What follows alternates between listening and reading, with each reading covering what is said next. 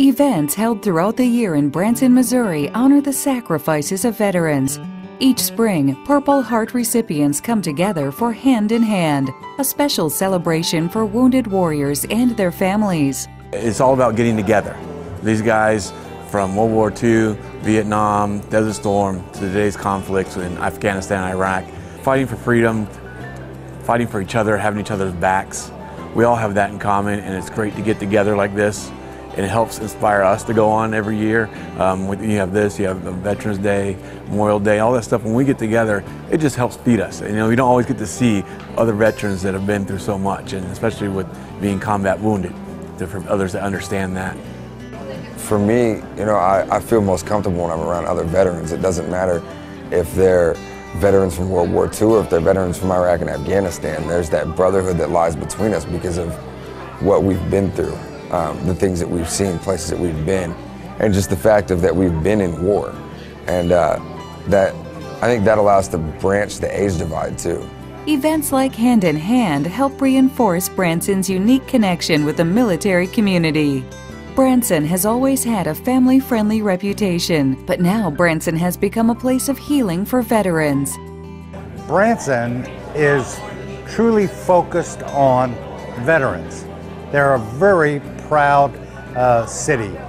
When I come to this event in Branson, or any veteran-related event, whether it's Memorial Day, Veterans Day, 4th of July, a Marine Corps Ball, I have never ever felt more honored personally or patriotic than I do when I come to Branson.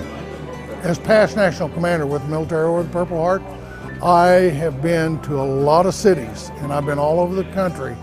And there is no place, and I mean no place, that's any more friendlier and helpful to the veterans than Branson.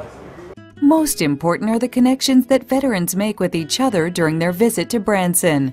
And it really helps to talk about it, to talk about other things, especially to other veterans, to the public, so people understand because when you see me, and if I freak out somewhere, you're gonna go, okay, that guy's combat wounded, he's crazy.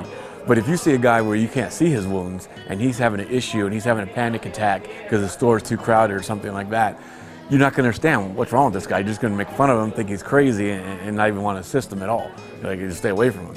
So that's the awareness we need to get out with today, which they didn't have back then. But again, those Vietnam vets, I thank them all the time, the way they've made the system better for us, because they didn't want us to get treated the way they did. They wanted the VA to be better, and they continue to do that. And now it's time for us to step up, and you get together with these guys like this, and we learn how they did it so that we can make it better for the next generation and continue that. As you know, for those of us who are Vietnam veterans, coming home was not a great event. In fact, many of us were told, don't wear your uniform. We were ashamed to have been in Vietnam.